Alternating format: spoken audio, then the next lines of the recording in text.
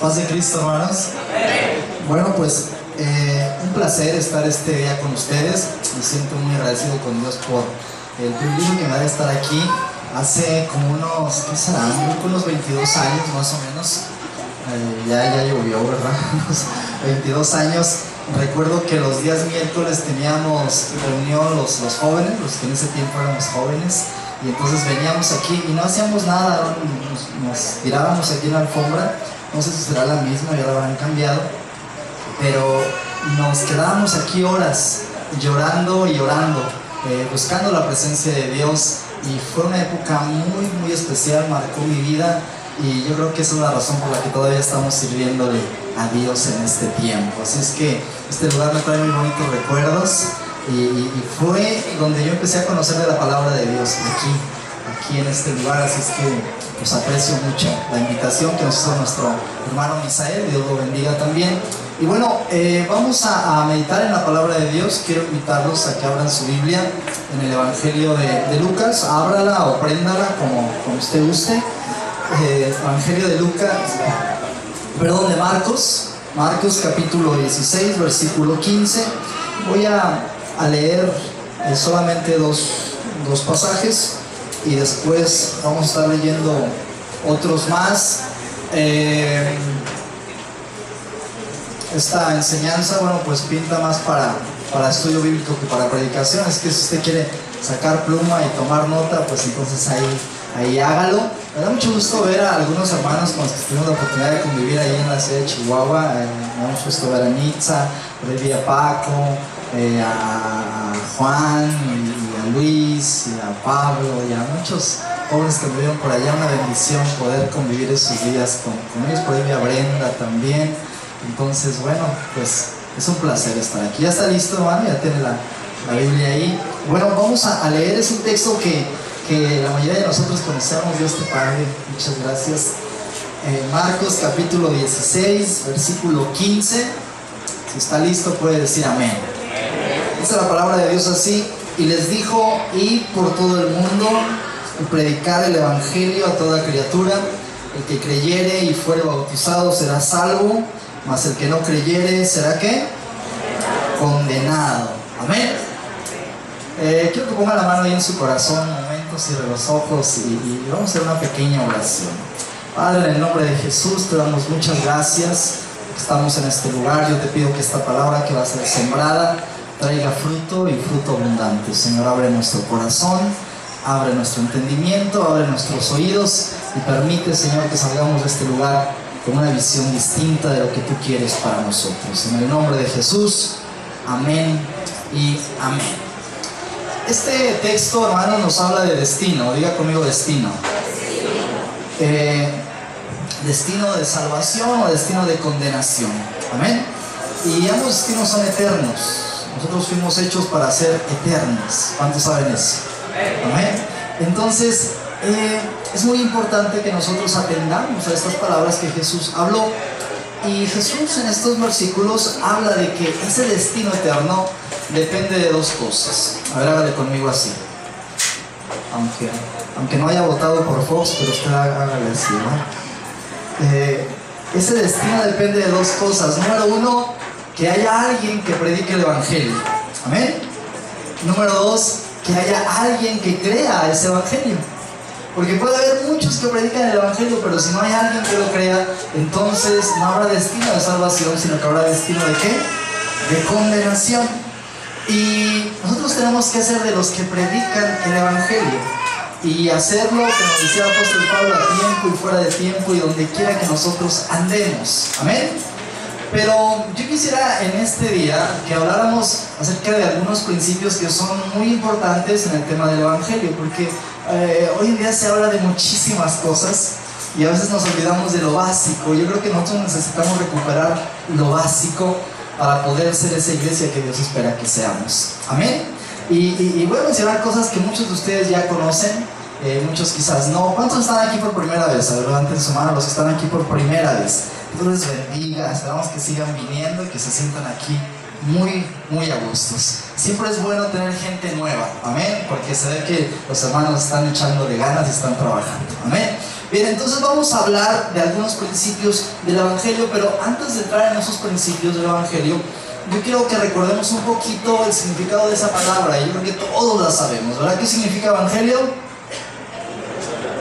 Buenas noticias, amén. Y el mundo está muy, pero muy necesitado de buenas noticias. ¿Cuántos lo creen? Necesitamos buenas noticias, y las buenas noticias no se dan con la cara triste. Así es que si tiene alguien cerca de usted que esté con la cara triste, dígale: tú eres alguien que anuncia buenas nuevas, cambia tu cara, amén. Las buenas noticias se dan con un rostro alegre, amén.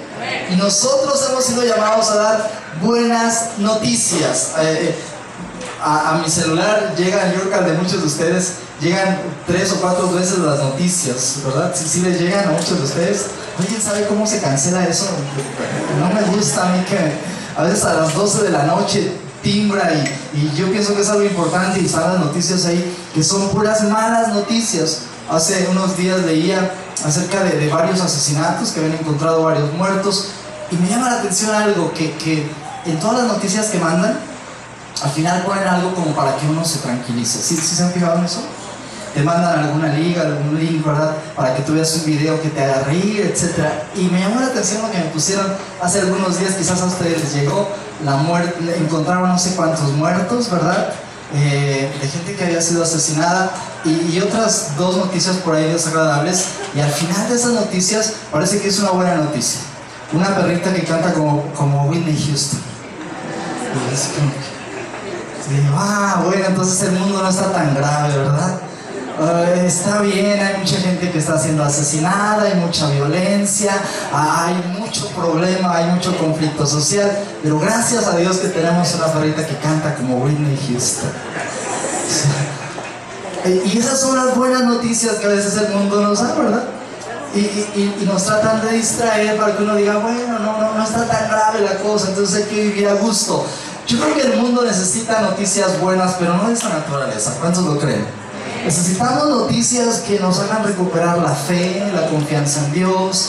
Necesitamos noticias que traigan paz a nuestro corazón, noticias que nos den gozo, noticias que nos hagan recuperar la esperanza, noticias que nos hagan sentir que vale la pena vivir, que la vida es una experiencia hermosa.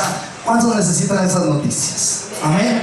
Bueno, pues nosotros no solamente tenemos la comisión de hablar de esas buenas noticias, sino que además tenemos el privilegio, porque Dios nos escogió a nosotros para dar a conocer buenas nuevas. Amén.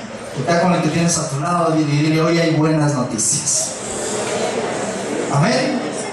Entonces, ¿el Evangelio qué es? Buenas noticias. Ponga cara de que va a dar una buena noticia, a ver. Entonces no podemos ser cristianos amargados, porque si usted llega muy amargado, no se la va a creer que trae una buena noticia. Al contrario, va a asustar a la gente y va a decir: no vayas a decir nada, porque por la cara que trae se hace que no es algo muy bueno. Amén. ¿Y en qué consisten esas buenas noticias? ¿En qué consiste el Evangelio? Bueno, yo quiero hablar solo de 2 cosas para que usted se vaya con una idea clara de lo que es el Evangelio. El apóstol Pablo, 1 Corintios, en capítulo 15, versículo 1, dice lo siguiente. Él está mandando una carta a una iglesia que él mismo fundó, y le dice a la iglesia de Corinto: además os declaro, hermanos, el evangelio que os he predicado. ¿El qué? El evangelio que os he predicado. Mira, ahí lo tiene. Y diga: estos hermanos saben bien la Biblia. El evangelio que os he predicado, el cual también recibisteis, en el cual también perseveráis, por el cual asimismo, si retenéis la palabra que os he predicado, sois ¿qué? Salvos, si no creísteis en vano. Porque primeramente, ahí viene la base o los principios del Evangelio. Porque primeramente os he enseñado lo que asimismo recibí: que Cristo murió por nuestros pecados conforme a las Escrituras, y que fue sepultado y que resucitó al tercer día conforme a las Escrituras. Amén. Es lo que está diciendo el apóstol Pablo. Le está diciendo a esta iglesia que él fue el que les predicó el Evangelio, y el Evangelio se tiene que recibir, ¿verdad? Porque ahí dice el apóstol: ustedes recibieron el Evangelio. Amén. Y luego les dice: ustedes perseveran en este evangelio. El evangelio no solamente se recibe, sino que es algo que nosotros tenemos que vivir cada cuándo, todos los días. Entonces el evangelio es algo constante porque tiene que ver con una vida transformada, una vida diferente. Y luego el apóstol le sigue diciendo: por el cual asimismo, si retenéis la palabra, sois salvos. Quiere decir que el evangelio se cree, se retiene, pero además se debe retener la palabra que un día alguien nos predicó. Alguien le predicó al apóstol Pablo, cuando él era un maestro. Alguien le predicó al apóstol Pablo y él dijo: yo les he enseñado lo que primero me enseñaron a mí. Amén. ¿A quién le tocó discipular al apóstol Pablo? Bueno, empezó Ananías ahí no muy a gusto, ¿verdad? Pero él tuvo que ir y decir: ojalá este loco no me vaya a matar, pero tengo que darle a conocer el evangelio del reino. Amén. El apóstol Pablo dice: yo fui y les prediqué esta palabra a ustedes. Ustedes la recibieron, perseveraron en ella, pero tienen que mantener y tienen que retener esta palabra si quieren ser salvos. Si no, pues desperdiciaron su tiempo. Amén. Bien, vamos a entrar entonces ahora sí a lo que es el evangelio. ¿Cuántos saben lo que es el evangelio? El evangelio se resume en dos cosas. El evangelio es muy sencillo, pero muy sencillo. Y usted dice: ¿por qué si es tan sencillo tenemos una Biblia de este tamaño? Porque las necesidades del ser humano son tantas, hermanos, son tan variadas, que Dios necesitó dejar escrito todo un libro para que nosotros pudiéramos suplir las necesidades a través de su palabra. Amén. Pero el evangelio se resume ahí en ese pasaje que acabamos de leer, de lo que el apóstol Pablo dijo. Y las dos cosas de las que yo quiero hablar como principio del evangelio son la muerte de Jesús. Ahora diga conmigo: la muerte de Jesús y la resurrección. Amén. El evangelio es eso, hermanos. No hay que darle tantas vueltas. El evangelio es eso: es anunciar la muerte y anunciar la resurrección.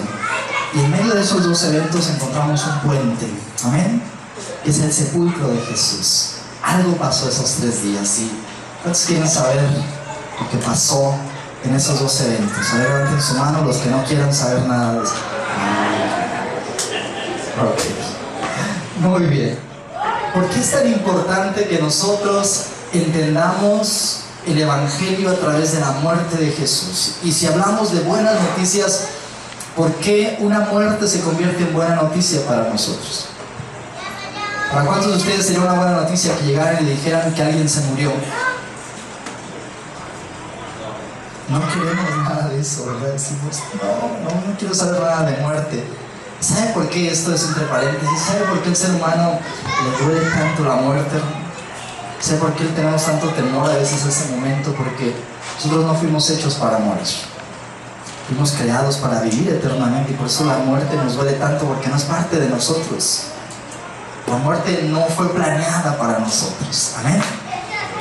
Pero bueno, estamos muriendo y la muerte siempre es una mala noticia. Pero en este caso, cuando hablamos de la muerte de Jesús, es una buena noticia para nosotros. ¿Por qué? Porque cada vez que nosotros le decimos a la gente: Jesús murió, estamos recordando que los que debieron haber muerto eran ellos.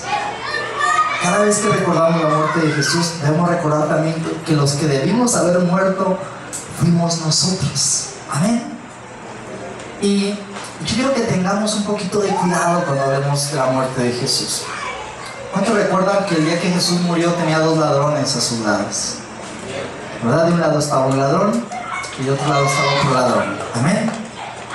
Y cuando nosotros no entendemos el propósito de la muerte de Jesús, corremos el riesgo de mirar a cualquiera de esos ladrones. Y si usted mira a un ladrón, ese ladrón le va a robar la bendición que hay en la muerte de Jesús. Amén. Y le voy a explicar un poquito acerca de esos 2 ladrones. Los ladrones que nos roban la buena noticia de la muerte de Jesús.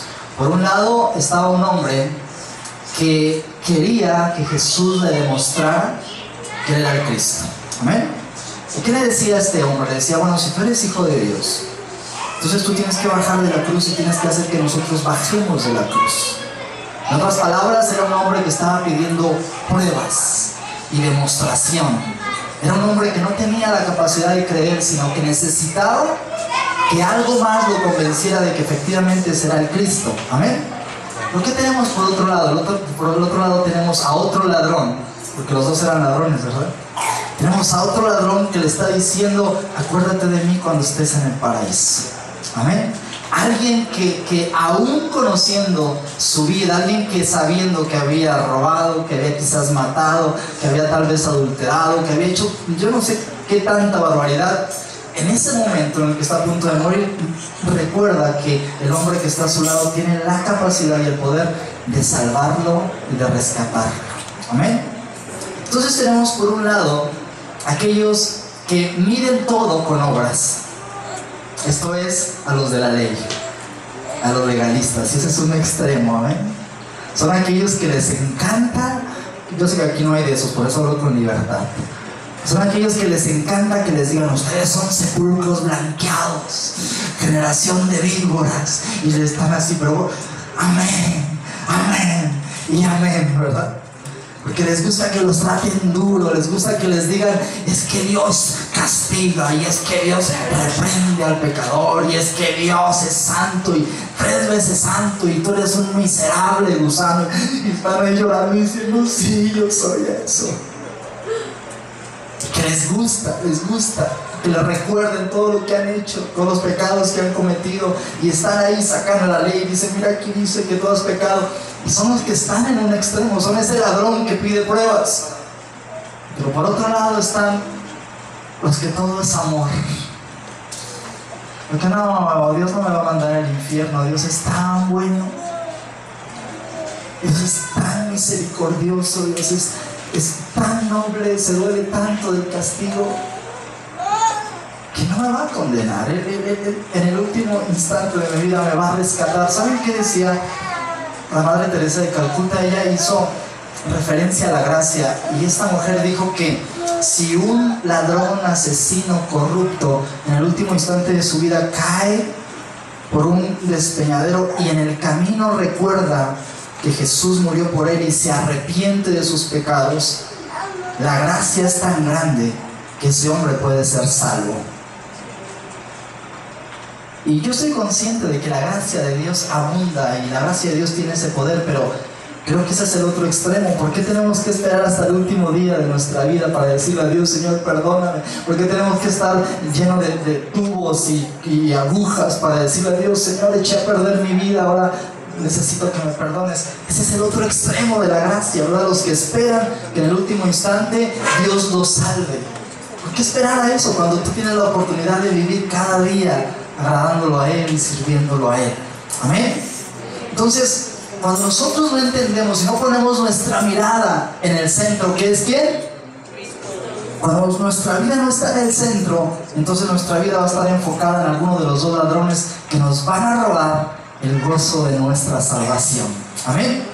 ¿Qué significa mirar entonces la muerte de Jesús? Significa entender, hermanos, que así como aquellos ladrones que estaban colgados a un lado de Jesús tuvieron que ser perseguidos y tuvieron que ser apresados de manera violenta, así, hermanos, la ley que Dios dejó escrita nos estaba persiguiendo a nosotros. Sí, usted era un ladrón y yo era un ladrón, y usted era un pecador y yo no, yo siempre he sido bien bueno.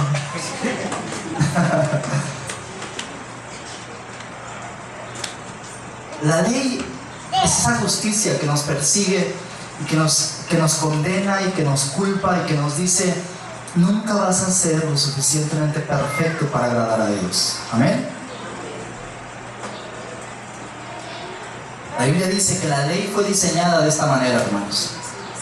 La ley fue diseñada de manera que ningún hombre sea capaz de cumplirla, para que nadie sea salvo por medio de la ley, sino para que entiendan que la justicia, la gracia de Dios, la que nos justifica. Entonces, imaginemos que somos aquellos ladrones que estamos siendo perseguidos y la justicia viene detrás de nosotros. En esa justicia está: no robarás, no matarás, no dirás falso testimonio. En esa justicia hay una serie de mandamientos que nos condenan y viene sobre nosotros, pero ¿sabe? Hay una cruz. Y cuando la justicia viene detrás de nosotros, ¿han visto películas? Bueno, yo sé que usted no ve películas, ¿verdad? Pero como yo soy un pecador, yo sé. Entonces, hay películas en donde de pronto hay alguien que está siendo perseguido y hay una embajada, ¿verdad? Es un extranjero siendo perseguido en un país y llega a la embajada, y cuando se mete a la embajada, ¿sí ha visto lo que pasa? Nadie le puede hacer absolutamente nada, porque la ley de ese país no tiene jurisdicción en esa embajada, porque las leyes en esa embajada son diferentes. ¿Amén? Bueno, pues nosotros estábamos siendo perseguidos por la justicia, pero cuando nosotros llegamos a la cruz y entendemos que en la cruz Jesús pagó cada una de nuestras faltas y cada una de nuestras culpas y cada uno de nuestros errores, entonces la justicia choca con la gracia, y la justicia dice: yo no puedo hacer nada, porque la gracia está perdonando y está diciendo: este ingrato es la persona más justa y la persona más honesta y la persona más leal y la persona más noble, y no porque lo sea, sino porque hubo alguien que se puso en nuestro lugar y dijo: si aquel es pecador, yo soy santo, y si aquel miente, yo soy verdad. Y así, con todas las cosas que ese hombre tenga, yo he venido a pagar cada uno de los errores que esta persona cometió. Y cuando nosotros entendemos lo que la gracia hace y cómo la gracia nos envuelve, entonces valoramos el perfecto y profundo amor de Dios. Amén. Dígame si no es una buena noticia esa. Ahora, ¿por qué algunos no entienden la gracia? Porque no han entendido la justicia, no han entendido que en la cruz chocaron la justicia de Dios, no han entendido que éramos dignos de condenación, dignos de ir al infierno, dignos de ser abofeteados. En la cruz nosotros vemos a Jesús sufriendo la ira de Dios y la justicia de Dios, porque es cierto que Dios es santo. Amén. Y en esa cruz el Señor no solo nos salvó, nos redimió y fue propicio a nosotros. ¿Recuerdan que Jesús en una ocasión habló de un fariseo y de un publicano? ¿Cuántos recuerdan esa oración? Y Jesús habló de que tanto el publicano como el fariseo estaban orando delante de Dios. Y en la oración del fariseo ya todos la conocen, ¿verdad? Dicen: ay Dios, qué bueno que yo no soy como este ingrato, pecador, echado a perder.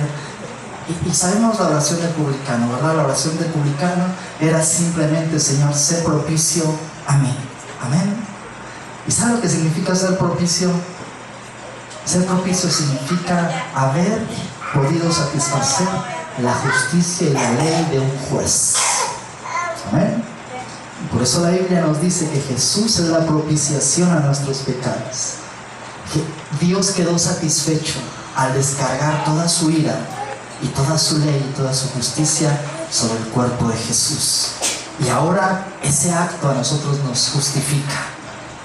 Y la Biblia dice que ahora ¿quién nos puede condenar? Nadie nos puede condenar. Nadie. ¿Quién acusará a sus escogidos? Dice la palabra de Dios. Nadie nos acusa. Y si acaso alguien nos acusara, nosotros decimos: no oigo, soy de palo y tengo orejas de... Es que alguien ya me justificó. Es que sin ser santo, Dios me llama santo. Y es que sin ser perfecto, Dios me llama perfecto. Pero cuando voltea a verme y cuando yo me escondo en la gracia, entonces no me ve a mí, sino que ve el sacrificio de Jesús. Amén. Ya tiene una buena noticia que compartir, así que ponga cara de buena noticia. Diga: hoy voy a salir a decírselos a todos. Amén. El día de hoy entregamos el certificado de bautismo a un matrimonio que hemos estado compartiendo, y se bautizaron la semana pasada y estaban felices. Y el lunes, después de la reunión que tenemos con los líderes, yo tenía que ir a su casa con ellos, porque me dice: es que quiero hablar contigo, me urge hablar contigo. Y pues yo preocupado, ¿verdad? Entonces voy a su casa y me dice: es que tengo tantas cosas que platicarte.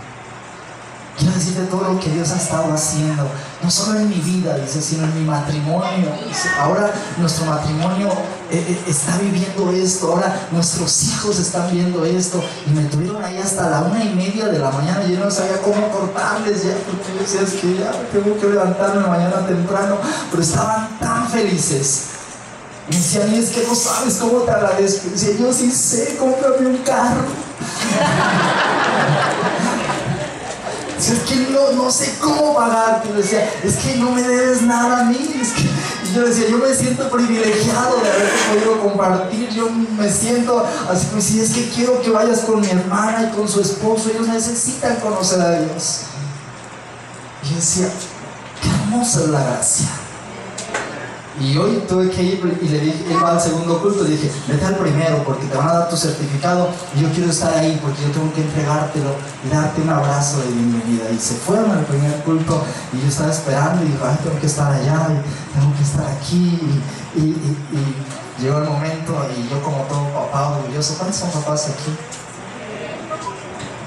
Recibo los certificados porque fueron 4 los que se bautizaron ahí con nosotros, y a los 4 el certificado y un abrazo y decirles bienvenidos, ustedes que han recibido la gracia, ustedes que han recibido el perdón.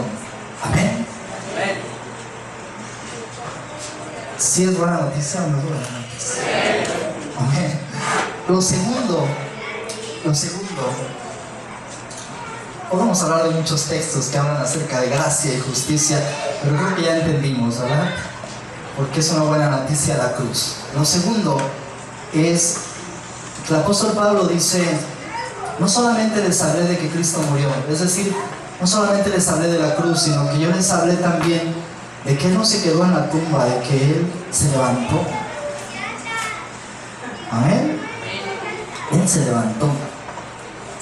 ¿Y por qué era tan importante que el apóstol mencionara que Jesús resucitó? Sabe que muchos de nosotros vivimos como cristianos que anuncian la muerte, pero no vivimos como cristianos que anuncian la vida. Y la vida es más fuerte que la muerte.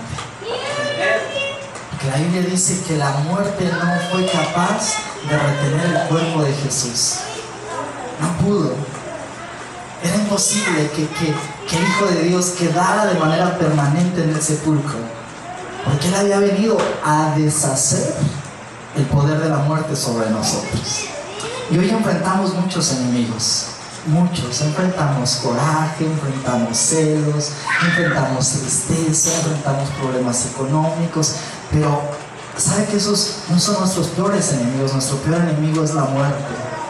Y la Biblia dice que ese es nuestro último enemigo, que el postrer enemigo, el último enemigo de todos, al que tú y yo vamos a vencer, es a la muerte.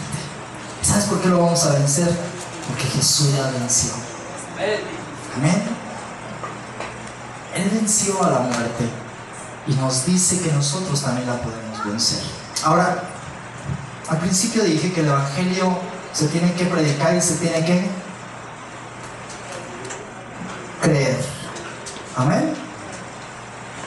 Y antes de que nosotros reflexionemos en lo que significa la resurrección, yo quiero preguntarles, ¿cuántos creen en la muerte de Jesús?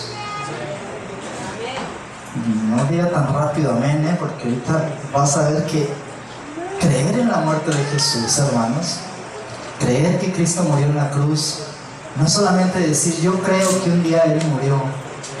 Creer en la muerte de Jesús, ¿sabe lo que significa? Significa decir lo que el apóstol Pablo decía, yo ya no estoy vivo. Significa saber que así como había una cruz para Jesús, hay una cruz para mí. El que cree, dijo Jesús, tiene que tomar su cruz. Si crees en la cruz de Jesús, tienes que tomar tu cruz.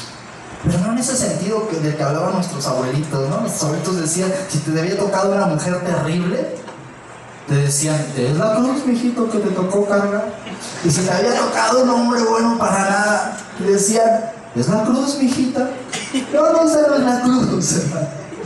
Y esa es la mala decisión que tomamos. Vimos a aquel orangután y todo nos decía que no teníamos que casarnos con él, y nos casamos, ¿verdad? Vimos a aquella mujer que no nos convenía y todos nos dijeron, no te conviene, y tú yo por fe. Y no por feo, porque no encontraste otra más bien, ¿verdad? Y nos metemos en esos líos y creemos que eso es la cruz, pero el apóstol Pablo dice que la cruz significa dejar de vivir nosotros y empezar a permitir que Cristo viva dentro de nosotros. Amén. Entonces, ¿cuántos creen que Jesús murió a verla en su mano? ¿Y cuántos han crucificado ya su carne? ¿Y cuántos están ahí al lado de Jesús diciéndoles que gobierna mi vida, sino que ahora es tu voluntad la que gobierna? Amén. Ahora hablemos de la resurrección. Y hablemos poquito, no sé, me dijeron que 3 horas, ya no sé qué hacer con tanto tiempo, ¿verdad? Pero bueno, vamos a seguir hablando hasta que se cumplan las 3 horas y entonces ustedes me dicen, ya cállense. Amén. Quiero leerles un pasaje que se encuentra en 2 Corintios capítulo 5, versículo 14, dice, porque el amor de Cristo nos constriñe, pensando esto, que si uno murió por todos, luego todos, ¿qué? Y al que tienes a tu lado, estás muerto. Sí, si creíste en Jesús, estás muerto. Si no has creído en Jesús, estás vivo, pero más muerto que vivo. Amén. Me quedé pensando esto, que si uno murió por todos, luego todos murieron. Y por todos murió, pero ¿para qué? Dice, para que los que viven ya no vivan para sí. Amén. Jesús dijo, el que quiera salvar su vida la va a perder, pero el que quiera perder su vida por causa de mí la va a ganar. ¿Cuántos quieren ser ganadores? Pierdan su vida. Luego sigue diciendo, de manera, todavía me falta, y por todos murió para que los que viven ya no vivan para sí, sino para aquel que murió y que resucitó. Jesús no solo murió, sino que resucitó. Y luego dice aquí, de manera que nosotros de aquí en adelante a nadie conocemos según la carne, y aun si a Cristo conocimos según la carne, ya no le conocemos así. De modo que si alguno está en Cristo, ¿qué pasa? Nueva criatura es, las cosas viejas pasaron, y aquí todas son hechas nuevas, y todo esto proviene de Dios, quien nos reconcilió consigo mismo, por Cristo nos dio el ministerio de la reconciliación. El poder de la muerte de Jesús nos hace entender que nosotros ya no debemos de vivir más, sino que debemos de estar muertos. Los sueños que teníamos tienen que morir, los anhelos que teníamos tienen que morir. Amén. Y eso duele, la muerte duele. ¿Recuerdan a Marta llorando en el sepulcro de Lázaro? Llorando amargamente. Pero ¿sabe qué? Que el que no solamente es capaz de entender la muerte, sino que es capaz de entender la resurrección, entiende lo que Jesús le dijo a Marta cuando Él llegó. ¿Se acuerdan lo que Jesús le dijo a Marta? Que le dijo, ¿no te he dicho que si crees, verás la gloria de Dios? ¿No sabes que la muerte no es nada? ¿No sabes que la muerte no tiene poder? ¿No sabes que el poder de la vida y de la muerte está en mis manos? ¿No sabes que Lázaro puede resucitar? Ahora, el poder de la resurrección, hermanos, y esa es la segunda buena noticia del Evangelio, que Jesús no se quedó en el sepulcro. Muchos todavía tienen a Jesús crucificado y por eso se lo cuelgan aquí, ¿verdad? Dicen que Jesús se murió, y es que Jesús se murió, y en estos días de Semana Santa, hay cuantos que lloran, ¿verdad? Porque es que Jesús se murió. Bueno, pues es que no está en la cruz. A lo mejor algunos no sabían, ¿verdad? No está en la cruz. No lo podemos buscar ahí. No podemos pedirle a alguien que está clavado. ¿Qué esperanza tendríamos? Sino que Él se levantó, y cuando Él se levanta, hermanos, se levanta la vida para nosotros. Entender que Jesús resucitó es entender que nosotros ahora también tenemos vida, pero no esa clase de vida natural, sino ese aliento de Dios en nosotros, ese espíritu de Dios en nosotros, que nos hace estar contentos en medio de las situaciones más difíciles, que nos hace darle gracias a Dios aún después de que alguien nos ofendió o alguien nos maltrató. Ese es el poder de la resurrección. ¿Cuántos todavía se ponen a llorar porque alguien los ofende? ¿Cuántos todavía sufren por cosas del pasado, por alguien que alguien los lastimó y todavía no son capaces de perdonar? ¿Sabe por qué? El poder de la resurrección no ha llegado a su vida todavía, porque las cosas muertas todavía están en su corazón, las heridas viejas todavía están en su corazón, pero cuando el aliento de vida sopla sobre nosotros, todas las cosas que nos habían hecho quedan sepultadas, todas las ofensas que alguien nos había hecho quedan enterradas, todas las palabras que nos hicieron tanto daño quedan ahí en la tumba. Y entonces sale un hombre nuevo y sale una mujer nueva, con una esperanza viva, con una fe viva, con una emoción que nos hace querer estar hablando solamente de Él. Y si usted no quiere solamente hablar de Él, entonces no le tengo una buena noticia, le tengo una mala noticia. El poder de la resurrección no está en su vida. Y la iglesia tiene que ser una iglesia que ha resucitado. Una iglesia que se ha levantado. Amén. Ahora quiero terminar, hermanos. Y quiero pedirle que se ponga de pie esta última parte. Quiero que la escuche con los ojos cerrados. Si me pueden ayudar en el teclado, por favor.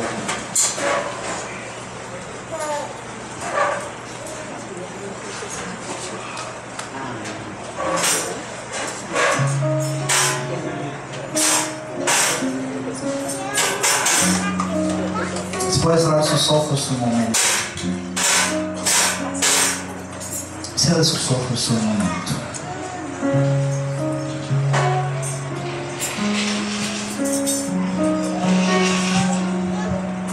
Y quiero decirle que hoy el aliento de Dios quiere soplar vida sobre este lugar. Cuando el aliento de Dios sopla vida sobre un lugar, entonces nuestro corazón recupera el gozo. Nuestro corazón recupera la calma, nuestro corazón recupera la fe. Nuestro corazón recupera la confianza.